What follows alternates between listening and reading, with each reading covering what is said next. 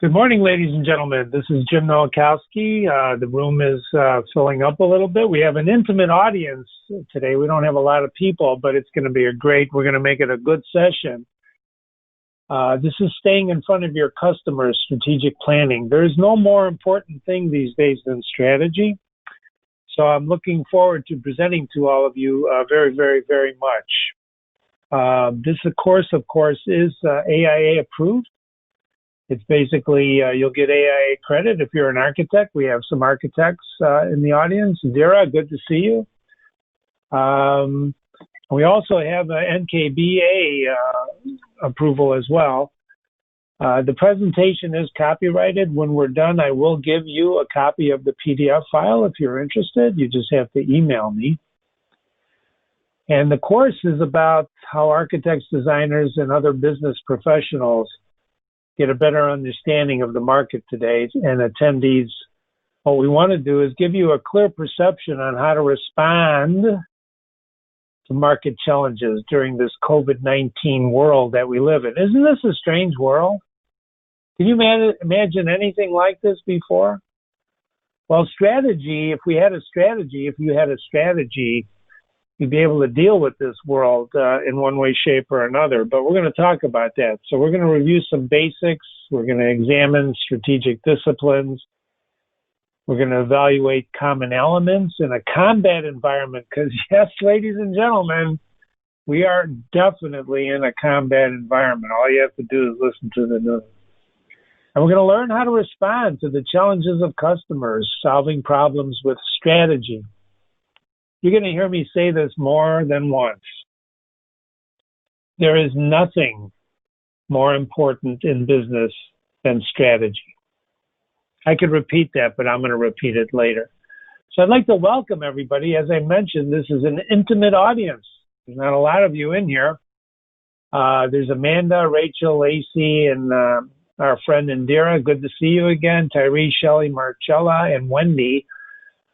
Peggy. And if others come in that have registered afterwards, welcome everybody. What I want you to do is you to put in your questions in the question box you see on the GoToWebinar.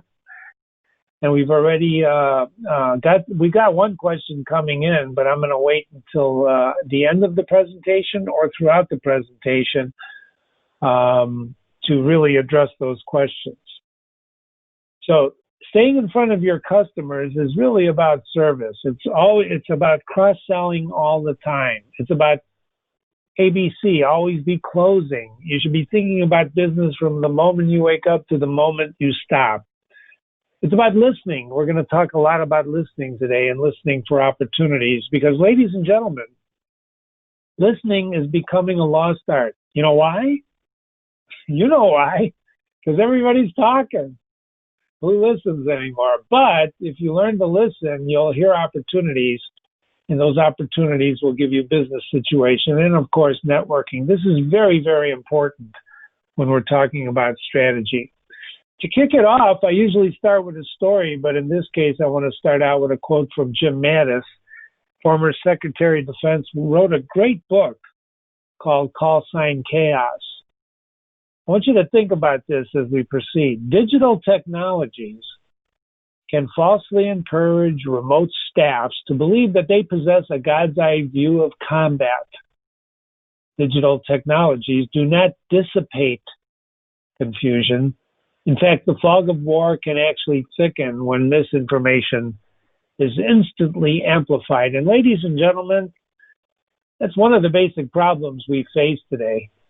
It's basically the amplification of misinformation, which includes everything, social media, the news, everything. And so one of the things you have to think about when you're thinking about strategy, right, is really the flow of information, and especially digitally. And this is going to be very important to our discussion going forward. Here's a blast from the past. David Ogilvy is one of my heroes. He's gone. He was one of the great admin that ever lived. He said advertisers who ignore research are as dangerous as generals who ignore the signs of the enemy.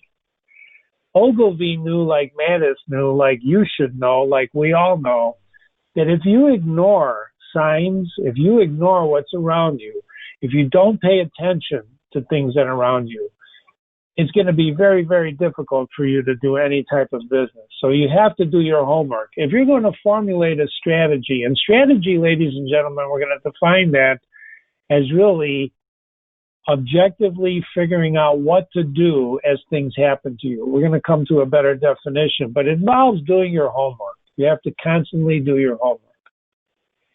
One of the things you have to really try to understand is if you don't know what you're selling and you don't know who you're selling to, you're really just faking it. And that will lead you to more problems than you can imagine.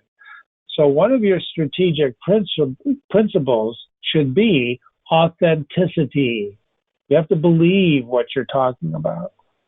You have to show confidence. You'll never be able to sell effectively if you ignore the following: who you're selling to, how that person thinks, and what that person needs. Those are the three things you need to hatch a strategic strategy that's going to work for you.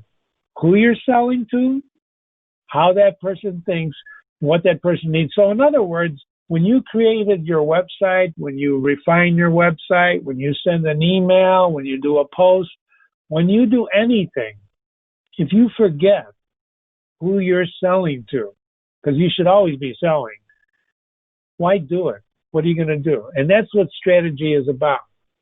Strategic planning is going to help you drive the answers to these very, very, very important questions. How many customers do you have?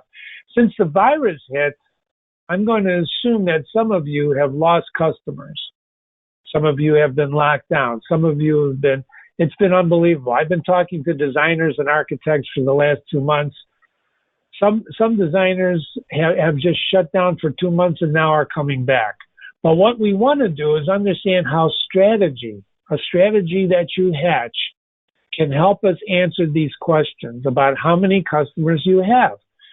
I could use my own company as an example. We constantly have a flood of customers. We've actually got more new business since the virus hit than we've had in the last 2 years. I'm very serious about that. I'm going to tell you about that. That's because we had a strategy. The question, too, is how many do you want? Before the virus, I used to ask this question and people would say, as many as I can get. Well, that's the wrong answer, because sometimes if you get too many, you know what will happen, right? You won't be able to service them. And if you won't be able to service them, you're going to lose them, right? So these are very important questions that your strategy can help you answer. For example, if you have enough customers, part of your strategy is to still pursue new customers, but maybe not at the pace you've been doing it. And then you have to figure out your long and short-term goals. I have people who ask me, Jim, what do you have like an exit strategy? And I go, what's that? You all know what an exit strategy is, right? Well, exit is when you exit. Well, why would I exit? I'm in the middle of a battle. I'm not going to desert. Knowing what your target audience wants, what they need, and how they think are going to help you define an effective strategy to influence and achieve your ultimate goal. What is your ultimate goal? To sell what you do, your services, your products. I have showrooms in the audience to sell your products. And the virus, the impact of COVID-19 has affected our ability to sell in the normal ways we sell. So unless you had a strategy to overcome that, we're going to talk about that because many companies got caught short on this.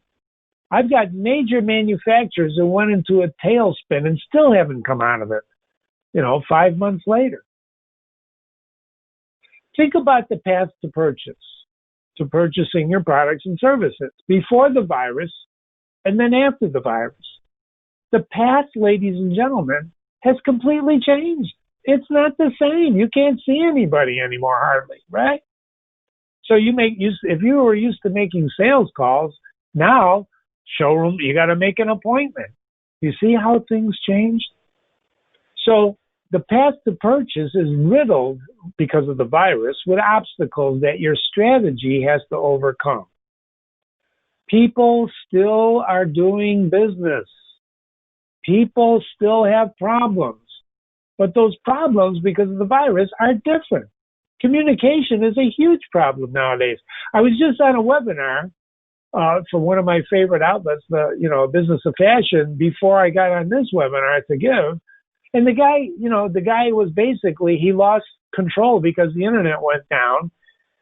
Apparently he's in London broadcasting, and the heat went down and just shut him down. And there's the person he's interviewing, a famous designer, and she's talking to herself and the people that are on the Zoom, right? These things happen all the time now. So what you have to do when you're thinking about strategy is your strategy has to address these situations in advance so you don't get caught short. I'm going to use an example of like the 2009 crash. Nobody saw that coming, right? Or 9/11. Nobody saw that coming. And certainly nobody saw this virus coming. But you know what? If you had a strategy, you saw something coming. I'm telling you right now, because when this virus hit, we kicked in our strategy, and that's one of the reasons that we're enjoying new business. You have to have a strategy. It tells you what to do when chaos happens, when the inevitable happens. So what is your motivation? How do you perceive solutions? Do you have an attitude, or is it formed through the processes? Are you reactive or are you proactive? Strategy is proactiveness. Reactivity is what animals do when when the heat is on, when the fear is there. And you have to learn from your situation. I love this quote from Kenichi Ohmae, he was a director at McKinsey. He wrote a book called The Mind of the Strategist. He says, in business, as on the battlefield, the object of strategy is to bring about conditions most favorable to one's own side, judging precisely the right moment to attack or withdraw, and always assessing the limits of compromise correctly. In other words, if you play chess, strategy is like chess. And if you play chess, every move you make has an advantage and a disadvantage. You cannot make a move on the chessboard without gaining or losing something. Every piece you move gains and loses something. Guess what, ladies and gentlemen? Every move you make in business, the post you do, the changes on your website, the fact that you don't answer your phone or do answer your phone, every move you make, right, has an advantage and a disadvantage. And strategy is how you sort it all out. Because strategy involves the habit of analysis. It's what marks the mind of the strategist is intellectual elasticity. Those are big words. Or flexibility, but it means being open. The strategist is open. There is nothing that she takes for granted, and enables you to come up with realistic responses to changing situations. And ladies and gentlemen, nothing stays the same. The virus is just a manifestation of things that have always happened. Before the virus, there was not one day that your business, you were in business, that something didn't happen you didn't expect. Am I right? I'm absolutely right. Because being in business for over 30 years, every day is different in my business. I don't know about you, but it should be different in your business. Even on an assembly line. If you think an assembly line is an automated function and nothing is different, talk to an assembly line worker. Talk to them. And you're going to find out very quickly it's all different. In fact, automation is actually the enemy of strategy. So we want to, we simply don't discriminate with great precision amongst shades of gray, right? That's what we have to do is adapt. My goal, your goal, our goal is one word: win. We want to win, and strategy can help you win. Strategy's essence is making judgments on what you do and when you do it. Well, Jim, what does that mean? Well, when you wake up in the morning, what do? Well, you probably may brush your teeth. I rinse with hydrogen peroxide because I have gum things going on. Those are automatic things. That's part of my strategy that I created for my routine that I do every morning. And guess what? Sometimes that strategy, that routine, is disrupted. And when it's disrupted, the strategy that I have enables me to kick in the things I do to change that strategy to my advantage, to change the outcome. Because we're making judgments. And when they're strategic, they're made realistically. Ladies and gentlemen, the worst thing you can do in business is have a knee-jerk reaction to a situation, right? Like when this virus hit. I can't tell you how many knee surgeries there were going on because of the knee-jerk reactions that people had. Absolutely. They didn't know what to do. They spun out of control so fast. Have you talked to anybody? Right? My clients spun out of control. They didn't know what. There were some people who were not even prepared to go digital when states were locked down. That's how bad it was. Other companies I talked to recently, 2 months before the virus hit, they had just made the decision to move everything to the cloud, right? Well, was that luck or was that part of their strategy? That was probably their strategy. And then when the virus hit, boom, they were already in the cloud and they can make those adaptations, right, very quickly. It involves intellectual flexibility. And so if you're going to do strategy, ladies and gentlemen, you have to open your mind. You cannot think anymore like you have before, because the cautious person, when it's time to act, suddenly doesn't know how to do so and is consequently ruined. I didn't say that. I think Machiavelli said that, right? If you're cautious, when it's time to act, and you don't have a strategy, you're ruined. You're absolutely ruined. Ruined. Here's some things you can read about. I'm not going to belabor this, but I write a lot about strategy on our website. Who's on first when it comes to strategy? This is about a strategic guy who's got an expert thing in strategy, and it'll make an interesting reading if you're new to strategy. Selling the Why and Why It Ain't So is Simon Sinek's famous, selling the why, right? I was at a meeting and somebody was preaching his philosophy, and one of the people in the audience said, well, you know what? It's not working anymore. This is right before the virus hit. This is in 2018, right? About a year before the virus hit. One of the remodelers in the audience raised his hand and said, you know what? That strategy isn't working anymore, addressing the why. And I listened to that and I wrote this blog because it's why. Why is important, but it's not. And what's love got to do with a B2B brand is all about strategy and using a laser or a flashlight. When you look at problems, you can focus so much, you lose your peripheral vision. This is what I'm talking about. These are the things you have to consider when you're addressing strategy. Clear your mind. One of my most famous blogs that gets really well read is The Problem with Dots. Well, Jim, is what you're saying to connect the dots? No. That's not what I'm saying. Because sometimes, ladies and gentlemen, you can't see the dots. Here's a confession. I'm colorblind. I was in the agency business before I started my own business for 10, 15, 20 years, right? I used to fake my way when we go to the printers to look at printers proof because some of our clients would get obsessed and say things like, there's just too much red in there. And I would say, you're absolutely right. And I would point to the red, but I can't see red. I had trained myself to see red. I had trained myself to see what they were seeing because I can't see it. I was handicapped.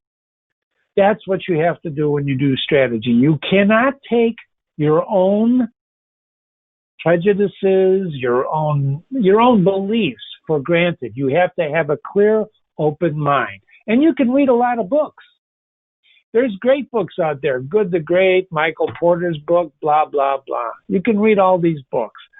But I'm here to tell you, it boils down to 3 words.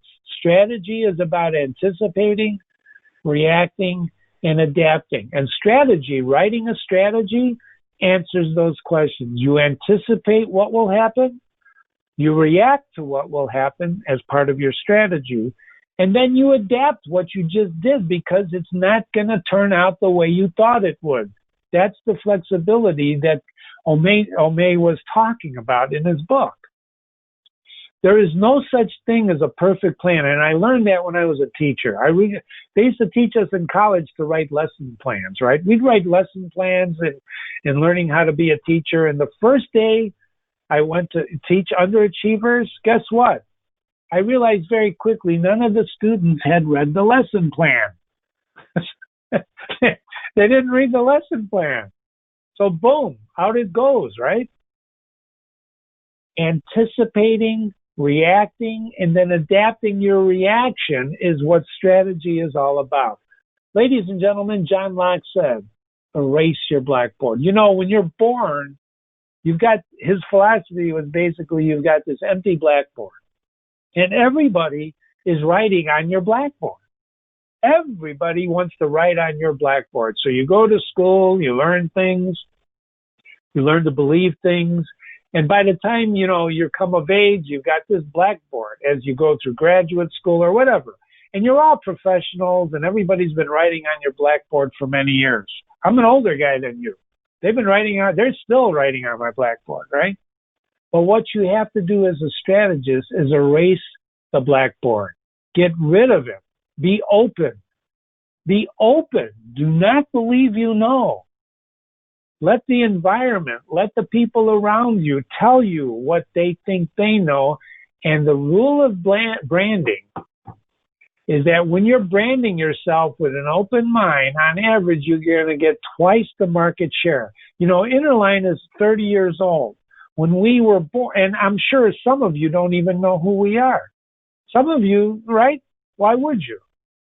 Some of you do. We have people in the audience who have been in my webinars before. So they learned about us. And that's what you do. You build your brand, right? And then you hatch strategies. Ladies and gentlemen, there's only 4 strategies. That's the good news. The bad news is you don't know what to use until you start going into the situation. You could play defensive strategy, offensive, if you know sports, right? You can flank or you can do guerrilla. For example, if you do a flanking strategy and you're competing with somebody, maybe you lower your price. Maybe you have a new product. There's all sorts of ways you compete in the marketplace. But until you think and scope out a marketplace, you have to sit down with a piece of paper and look at you, look at your competitors, look at the market, and then look at those crazy things like COVID-19 that happen to really take everything you believed in and flip it on its back. And you're like turtles. You're like turtles trying to get right side up. Why? Because we're dealing, ladies and gentlemen, with something that's never been done before. Or has it? Has the world ever tipped topsy-turvy? Of course it has. In 2009, when the market came crashing down, that was exactly the same thing that happened to businesses as the virus. The virus is just a little more intense because it's showing us through what it does to people physically. You see, physically, how important physical things are to your business. You have to be physically present.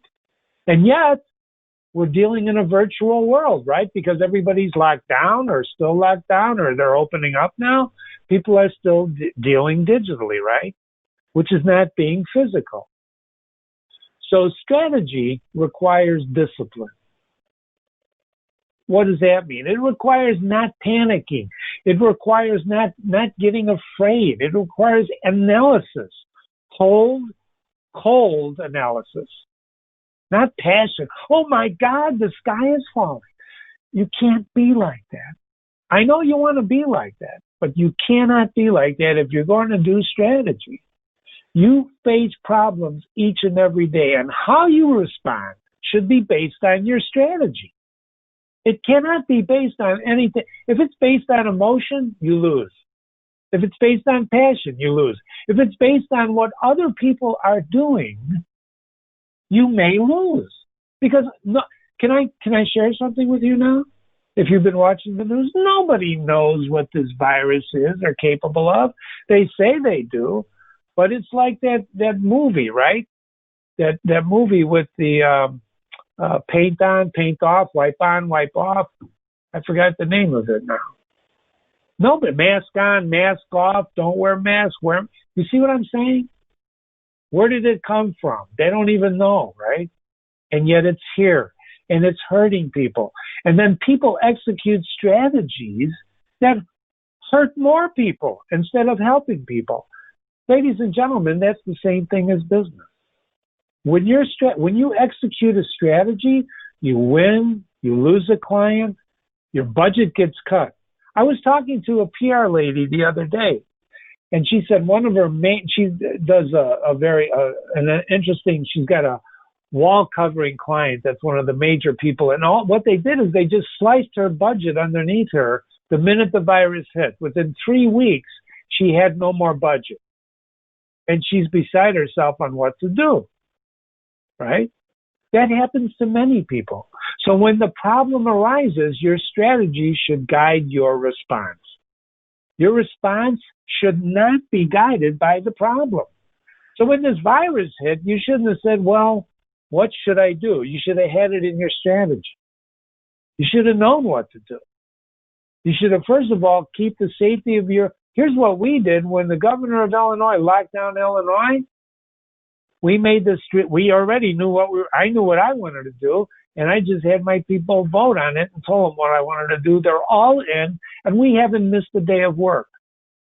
We wrote letters of transit so they were started by the authorities. We show them the letter, we pay the fine, and we keep coming to work. We declared ourselves an essential business. We didn't let the governor's order define us as an essential business. We decided we're an essential business for a lot of reasons, and I can tell you those, but I won't get into that. That was a strategic decision. Panic is the most important enemy of success. We didn't panic. I didn't panic. We didn't panic. We sat down and logically addressed the problem. Because with strategy, you will always have a response ready because you've thought it through. You've thought it through. Here's a headline. I want you to ask yourself, what do you think this headline was? Executives are scared to death. Business hunkers down. Executives are scared to death. Do you think that happened when the virus hit? No, it happened in 2009 when the market crashed. There's nothing new under the sun. But think about that headline. Executives are scared to death. Are you kidding me? Fear is one of our strongest emotions. Only training will overcome fear to evolve a proper response. You have to practice overcoming your fear. You have to eliminate the pause that causes fear. And what beats fear better than anything else that I know of is a strategy. 9 common elements encountered in a combat environment. I took this from the Marine Corps training manual, right? I'm going to change the headline now. 9 elements encountered in a virus-infected environment. I've known about this. My strategy addressed these. Your strategy should have addressed these. If it doesn't, you should do it now. In a combat environment, you have violent, unnerving sights and sound. Your phone rings, your iPhone, you're busy, busy, busy, busy. What happens in a virus-infected world? The phone stops ringing. The roads get empty. People go to and stay in their homes. It's not violent, unnerving sights and sound, but it is. You know what the most violent and unnerving sound is? Listen closely. Do you hear that? Do you hear the silence? Sometimes silence is more unnerving than, the iPhone's going off like crazy. Casualties. Well, in a combat environment, there's always casualties. Guess what happens in a virus-infected environment? Can you imagine the amount of casualties that happen because of this? And yet, there are opportunities out there because wherever one door closes, another door opens. Confusion and lack of information, fog of war. Are you kidding me? That's exactly what's going on. People don't know. So one of our strategies, we had our first 4-month meeting, in 4 months. I went to a client like 3 weeks ago. I was so excited. He said, do you mind coming over? I said, absolutely not. I'm not afraid of any virus. He goes, well, I am. Well, great. So what I did is I bought a thermometer. I had my mask on. I took my temperature when I showed up to show him I have no temperature. And if you're doing healthcare, if you want any kind of healthcare, that's the first thing people do is take your temperature, right? So that's become part of my strategy now for our company. When people came over last week, we had a client come over, right? We took the temperature, had the masks on.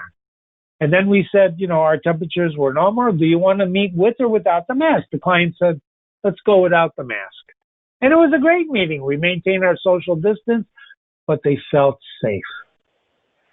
Ladies and gentlemen, part of your strategy today is to make your employees and your customers feel safe. Safety is part of Maslow's hierarchy of needs. And if you wonder what that is, you better Google it and learn it, because without safety, nobody will do anything. Feelings of isolation. That's one of the combat. Look at the feelings of isolation. Communications breakdown, fear, stress, mental fatigue. Ladies and gentlemen, the virus, the COVID-19 world is no different than a combat situation. You are in combat. You've always been in combat. All the virus did is prove to you you're in combat. And that's what every business is. Knowledge is comparison. I want you to think about this. The rep defection story. So before the virus, we had a client that his reps said, they had to choose between him and the other big guy on the block. They chose the big guy on the block, and our client was the smaller company, the most smaller manufacturer. And he called beside himself saying, oh my God, I don't know what to do. I don't know what to do. I just don't know what to do. So what he did is basically he said, what you should do is hatch a PR strategy. And what we did with our PR strategy is we said, let's hire new representatives and let's do PR on them and get them going and put them into the PR outlets. And that worked wonderful. Not only didn't he care that he had lost some of the people that worked for him for 40 years, he actually hired great reps, new reps in territories that he didn't even know. So from adversity came opportunity. Should I repeat that? From adversity came opportunity. So the product innovation story, right? There's another story. We had a client who developed this product and he took it to the marketplace and it was just going to be the greatest thing since sliced bread. And guess what happened? He launched it into the marketplace and they started having failure rates left and right. Guess what? They overlooked one of the tests. So instead of saying, oh my God, we did it, he made good on all the things that were failing in the marketplace. He made good in it and gained a stronger foothold. From adversity comes opportunity. You've heard the poem, The Road Less Traveled By. The unexpected, someone maybe, it's the road less traveled by. Think about this. If you're in business, what's the worst thing that can happen to your business? There's another blog I wrote. What's the worst thing? You lose your business, right? What's the worst thing that happened if you get COVID-19? You die. That's the worst thing, right? A business is just a business. A business, I did a thing with young entrepreneurs, and I had we were talking about this question, and they said, well, you lose a client, blah, blah, blah, the supply chain breaks down. These were smart, young high school people. And there was a young man in the audience waving his hand feverishly. I finally called on him, and he got up, and I said, what's the worst thing that can happen to your business? And he looked at me proudly, and he said, assassination. Assassination. He comes from the Philippines, where assassination is a real legitimate concern. So your strategy has to take everything in consideration because, ladies and gentlemen, your goal is to win, isn't it? Remember this. Things happen. Your strategy must be developed in order for you to deal, right? To deal with those things as they happen. Anticipate, react, adapt. And if you don't have a strategy when they happen, all you're doing is reacting. And your actions are important, but your reactions based on strategy are most important. What do you think companies did when the virus hit? What do you think most companies did when the virus hit? What did your company do when the virus hit? What did your company do? I can tell you what we did. We bought advertising. We did direct mail to our clients. We sent out a 3D mailing with marbles with the headline, has everybody lost their marbles? Of course, when we mailed it to our clients, we forgot that they're sheltering in place, so they didn't even get the mailing. So you learn from these things, right? But we were reacting like crazy, right? And that's what we did. We started pushing. Most of my business, like yours, comes from referrals, right? So we got referrals. We got a referral from 15 years ago, ladies and gentlemen. Somebody saw me presenting in Seattle 15 years ago, recommended us to a client, and they're our new client. And we're just doing phenomenal things with them. They're a manufacturer of exit devices. I got a call Thursday night in Malaysia with one of the leading architects in the world. I'm serious. This is an unbelievable opportunity for us because we have a strategy in place. We're reacting to events based on strategy. We're not stopping. We didn't stop in 2009 when the market crashed because we had a strategy. I could tell you the personnel manual story. That's because I was in a group and they were talking about why you need a personnel manual. This was before the virus. And then one person was saying, the question was basically, in my personnel manual, can I put in there that the executives are treated differently than the employees? And everybody around the table was saying, yeah, you can do that. And I spoke up and I said, are you crazy? Of course, they threw me out of the group. You can't do that. You can't treat executives differently than other people in your company. That's discrimination. So the reason I knew that is because I already had a strategy for my company, which is really, we don't have a personnel manual. We're adults. We know what to do. Part of your strategy, part of our strategy is people. Ladies and gentlemen, the most valuable asset of your business are your people. This includes you. So therefore, every decision you make has to be from this strategic position. That your how do you do a service business? How do you do a service business without people? How do you do that? We're all in business to make money, right? And we do that for providing services. My business is much tougher than a manufacturer's because I'm selling intangible things. I'm selling things you can't touch. An architect, a designer in the audience, if you're an architect or a designer, you're selling intangible things. You're selling you. How do you sell you? How do you do that? You do that with passion, with strategy, right? How do you do that without people if you're in the service business? Here's some strategy pros. Speed and development is the first law. Every piece must be developed in one move. You know who said that? There's 4 people up there. It's the guy, the second one from the right, Aaron Nimzovich. He wrote a great book on chess. If you're into strategy, read Aaron Nimzovich. Speed and development is the first law. Every piece must be developed in one move. You play chess, you understand that. If you don't play chess, remember that. You don't want to waste energy. The SEALs do place a premium on brute strength, but there's an even bigger premium on speed.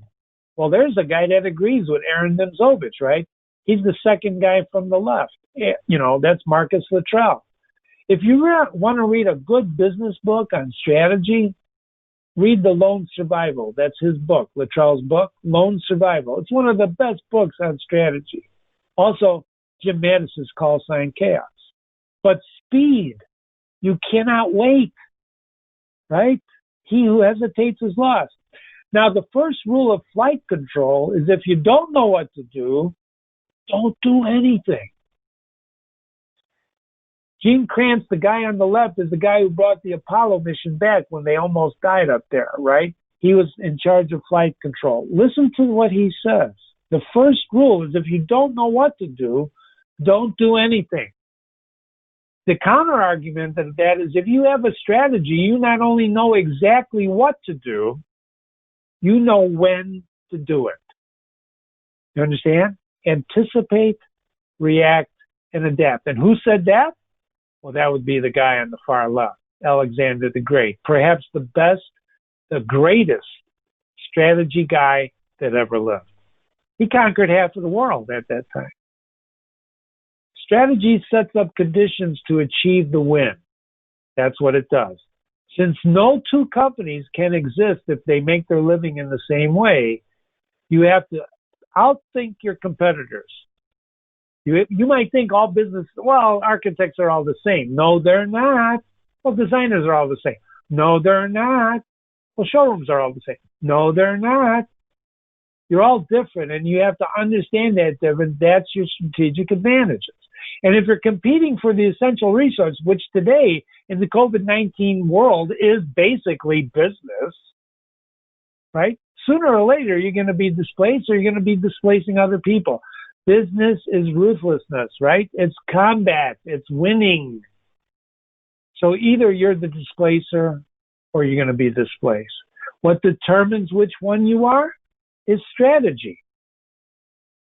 Strategy's essence is making judgments on what you do and when you do it. I've said that throughout this presentation. What you're doing is a function of what the marketplace wants. What do they want today? They want safety. If you're doing design, you go in and you're doing remodeling, you make sure that the person feels safe. I just talked to a showroom yesterday. One of the things their carpenters do is they leave a notebook on the table. And if the customer doesn't want to email them or text them, they write it in the notebook. And the next day, the carpenters see the notebook and read the notebook. They put a plastic, like hermetically sealed. They can't seal hermetically with plastic. But they put a heavy plastic sheets, tight, right? And then taped on the bottom. People want to feel safe. So let them feel safe. Help them feel safe. What you do should be a function of what the marketplace wants. And if the marketplace doesn't want what you're doing, ladies and gentlemen, here's the bad news. Nothing you're going to do is going to convince them. So you have to listen to what they want. And right now, they don't want what you're selling. They want to feel safe. Then they'll want what you're selling. Pardon me. Service businesses are unique. They can spring up everywhere. They're springing up now. Look at Zoom. Who knew Zoom before this? Now everybody's Zooming, right? Think Uber, but then think again, because Uber is different. The world is different. I don't know what to tell you about your business for your strategy. I do know one thing, that you have to be continually pounding the marketplace with what you do. You have to continually do that. Your strategy must encompass what other people want. Not what you have to offer anymore. It's what they want, right? Your differentiation could be pricing, functions, your product service, but the purpose of your strategy, the purpose, is to overcome hesitation when events occur. Write your strategy down. I will post on Facebook. I will post on Twitter, whatever. I'm going to change my website. You know, a lot of people I talk to during this COVID-19 have used this time to revamp their businesses completely, as well they should. I'll give you an example. You know, when people there's a service business and stores have basically closed, right? Retail is just phenomenally destroyed. It's never coming back, by the way. It's never going to be back the way it was. It's horrible, right? So what's a retailer to do? Well, guess what? What I heard the other day is one of them is starting a chat, right online. If they didn't have e-commerce, they totally went to e-commerce.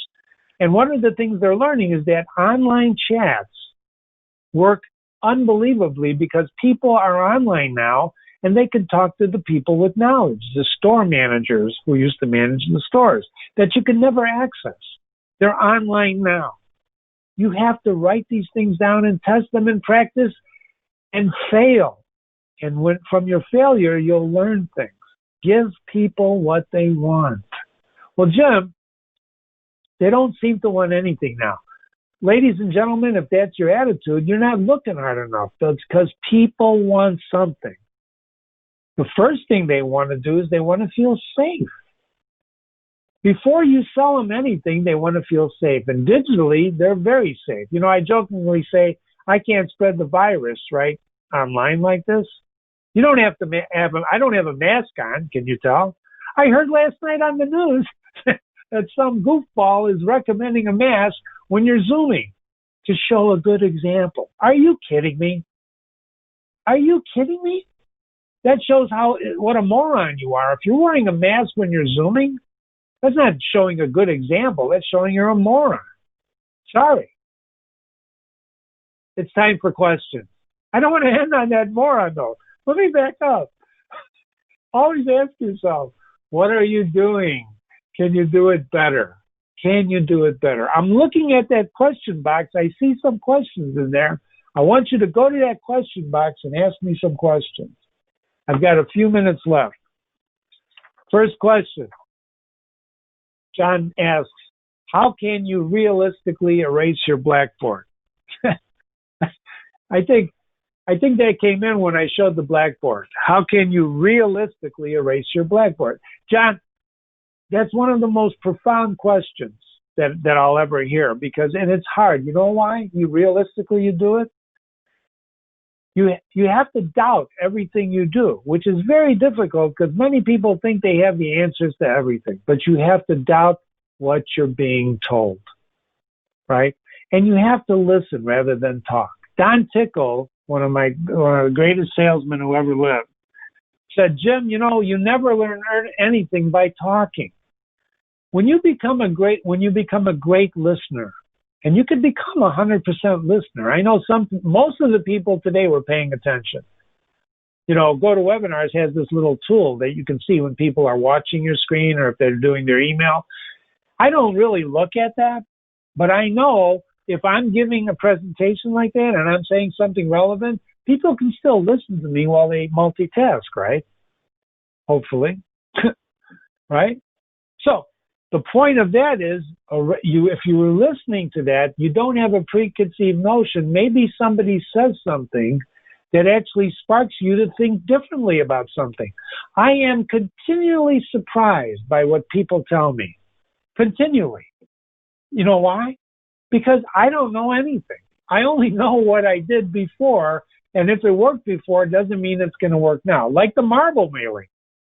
You know, I was so excited. I got marble. You know, we had marbles. We did this mailing, 3D mailing. 3D mailings always work. Well, guess what? Nowakowski forgot that they're all on lockdown. So I made calls. You know how I recovered from that? I made phone calls to every client and said, when you get back to the office, watch for the marbles. And I engaged each one of my clients for 15 minutes on the phone, having great conversation. You know, selling is not just selling at the moment, right? It's paving the way. It's engagement. It's really creating a conversation, right? And that's what blackboards do. When you empty your blackboard and you have other people fill it out with what they're telling you, you're actually writing on the blackboard at the moment, and you're adding to your fountain of knowledge. Here's another question. Thank you. This is from Shannon. Can you give me an example of how your strategy with your biggest client worked? Shannon, Shannon's been in my webinars before, and can you give me an example of how your strategy with your biggest client worked? Part of our strategy is basically we understand that the worst thing that can happen to us is that we lose our business. So I jokingly, maybe not so jokingly, say to everybody, we can lose everything at any moment. And some people get really nervous when I say that in my office. but I'm only telling them the truth. When you have a big client and they fire you, you're in the agency business. What would happen is the domino effect. Heads would roll. I worked for one guy that happened to with the biggest client. He went out to lunch. The client fired us. He came back and all his stuff was outside his office. That's how ruthless and cutthroat the agency business was in those days. But that's not what I'm talking about here. So Shannon, your question, what the example was, I was at lunch with one of our major clients. This was 15 years ago. And my strategy has not changed. I know I can lose everything at any moment. So when my client at lunch, and we never used to go to lunch, but this was a particular lunch because she asked me to go to lunch, and she said that during the course of the conversation right up front, Jim, one more mistake. If you make one more mistake, we're going to fire you. Okay? And if your biggest client billing $1 million or more with you tells you that, if you make one more mistake, you're done. We're going to fire you. What would you do? Would you start sweating? Would you panic? Right? If you have the strategy like we did, I not only answered her immediately, I already knew the answer, before she even asked the question because I had the strategy. What is the strategy? Well, I can lose my business at any moment. Part of my strategy is that we're trying all the time. We practice Kaizen. We learn all the time, right? We do all those things. And she asked me that question. What do you think I said? What would you say? Type it in the question box or in the chat. What would you say? I said basically, well, you might as well fire me now because I will make a mistake. I'm a human being. And human beings make mistakes. And she said, you can't really mean that. Do you really mean that? I said, absolutely. Absolutely. I'm getting some feedback on how they would answer it. Thank you, Wendy. I love it. Let's talk. I love it. Let's talk about it, she says.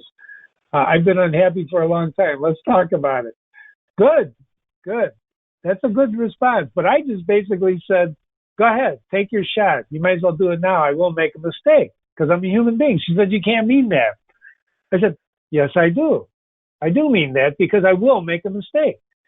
And we had a conversation. She said, is that what you want me to tell the owners? I said, absolutely, because I'm going to make a mistake again. And ladies and gentlemen, this was over a mistake that I didn't make, that we didn't make. It was a mistake that the owners had made. And if you know anything about owners of private companies, this is a big company, they don't like to admit when they make mistakes. So we always take the hit, right? I'm in the agency business. We take the hit. I don't mind taking the hit. I take the hit. If I'm billing that much with you, you can hit me all you want. I'm kidding. But she went back and she said they want a list of all the services we provide for them. Okay. Not only did I have that within a half hour because we're very buttoned up, I actually convinced myself that I'm probably not charging enough, with them. So I actually raised my rates. That's a true story. And they accepted them, and we worked for them for another 7 years. And by the way, we made mistakes. So I'm sharing that with you because that's what strategy does. I have one more question. What time is it? Oh, good. I have a question. Here's one. Anticipate, react, adapt. No one could anticipate the virus. How could we have prepared a strategy? So anticipate, react, adapt. No one could have anticipated the virus. How could we have prepared a strategy?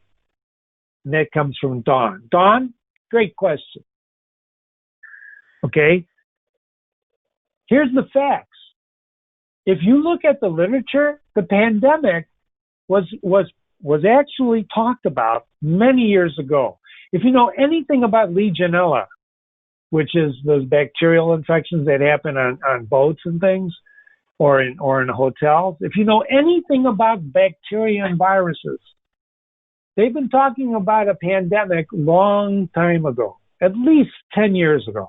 At least 10 years. And in fact, if you study history, as is often quoted in this one, in 1918, there's always been things. John Donne, one of the great English, writers, said, "What will kill man if not a virus will? If not a vapor?" He didn't call it viruses; he called it vapor. What will kill man if not a vapor will? That was in one of his writings, right? Vapors kill people, right? Viruses have been around a long time. I didn't have a strategy for the virus. I had a strategy for disruption. Virus is just a disruption. The crash of '09 is a disruption. 9/11 is a disruption. Ladies and gentlemen, your business is disrupted every day. If you have a car accident going to work, that's a disruption, right? Those are disruptions. That's what you want to do. You really want to understand disruption if you're going to understand what strategy is. And so the answer to your question, Dawn, is that you could have prepared for disruption. Some disruptions are minor, like the electric goes out. Some disruptions are major, like COVID-19. But your strategy is an outline of what you're going to do when the disruption happens. It's your emergency plans. It's not even emergency. It's a plan of action. And it's very difficult. That's why one of the slides I showed you is that it's a discipline. You have to be disciplined to do this. And yes, you have to think about it. You have to think about what's the worst thing that can happen, right? Who knew? But I do know one thing, that we were prepared. In fact, I was prepared to work virtually if we wanted to, but guess what you sacrifice if you go virtual? Human contact. People need human beings. They need to be around people. Look at the big debate about school openings, right? People need to be around people. They really, really do. Well, I think I'm out of time. I am. If you have any questions about this presentation, all right, I want you to really look at my email. Jim at interlinegroup.com. I was reading some of the other questions I couldn't get to. And you know, Wendy, you're a wise person. Wendy weighed in on that question about the big client. She says the statement wasn't about you. They were looking for a reason to change. Maybe someone knows someone they want to change too. Excellent insight. Excellent insight. We held the account for 7 years more, and then it was time. It was a time for change because nothing lasts forever. We served that client for 20 years. Had a great relationship, Wendy. You're very wise. You should email me or call me. Anyway.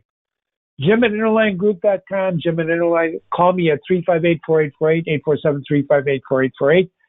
If you would be kind enough to go to interlinegroup.com, evaluate, I'll send you a set of my guides for your reading pleasure. The guides are on 8 of my courses. They're just little pamphlets.